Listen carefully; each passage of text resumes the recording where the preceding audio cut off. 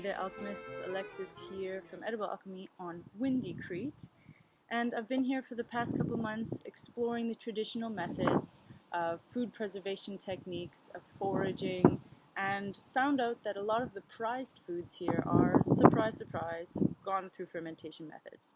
So if you didn't know already, a lot of the foods that we love personally and culturally have gone through fermentation processes, like beloved chocolate and coffee. Those two have gone through fermentation, and without it, we wouldn't be getting some of those amazing tastes.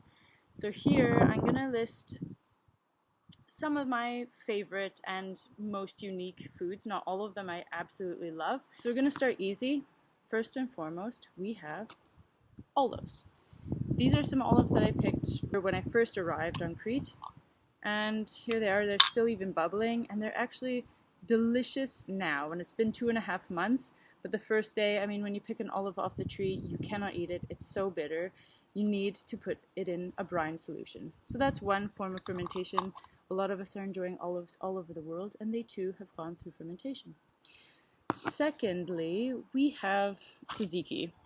So this is actually a traditional yogurt bowl where tzatziki has the traditional Greek yogurt in it. I will share the recipes for my favorite tzatziki on the Edible Alchemy blog, so click on the link below. That's number 2.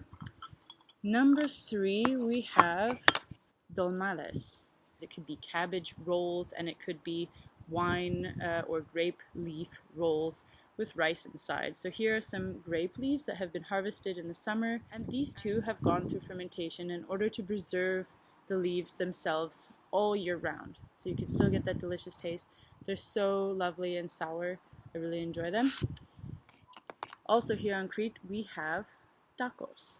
And tacos is a really hard bread. It's made with barley flour often of times, and because here on Crete not everyone in the past had an oven at home. It would be one person in the village maybe had an oven, and you would be given your designated baking day. So you'd bring a lot of dough and bake one day. Of course, enjoying some fresh bread, but in order to preserve all of the bread that you bake throughout the year, and in this hot, dry climate in the summer, you need to harden them out.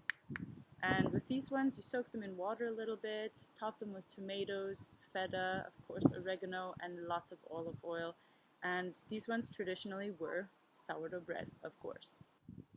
Now getting into two of the most interesting / weird ferments for me, taste-wise, is trajanas or tinohodro. These ones are fermented bulgur wheat with sheep or goat milk or yogurt, and they've been dried out. You can almost see someone's fingers that went in here and squeezed it in their hand to make these little cakes. And what you do with these dried little sour cakes, I mean, if you smell them, they smell very sour, funky. But they're very prized here, and this is a winter food, especially for the shepherds up in the mountains in the winter, because you can take these dry little pieces, and this is enough for maybe 1 or 2 people, add them into some water to let them soak, add some onions, tomatoes, even some sheep fat or meat, and make a nice soup out of it. Not necessarily my taste, it's a little bit too sour, but I do know a lot of people really enjoy it. And they have gone through a fermentation process of about 1 month before they were dried into those little cakes. So if you come to Crete in the winter, you will definitely be offered some trajanas soup or tinohodros. Depending on where you are, that's a different name. And lastly, we have retsina.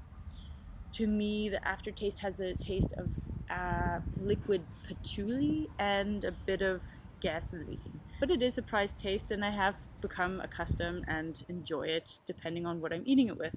Retsina was a wine produced in clay or ceramic pots and vessels, and sealed not with a cork and not with beeswax, but rather with the resin, hence retsina, of pine trees. And so because of these porous vessels, and because of the pine on top, it was slightly able to change the taste of the wine inside and get this resiny flavor. So if you're a wine critic, it might not be for you, but if you're, have an adventurous taste bud, it's a whole new experience to wine. Of course, there's only 6 of the many fermented foods here on Crete. You'll have to come and join us to explore the traditional methods and tastes.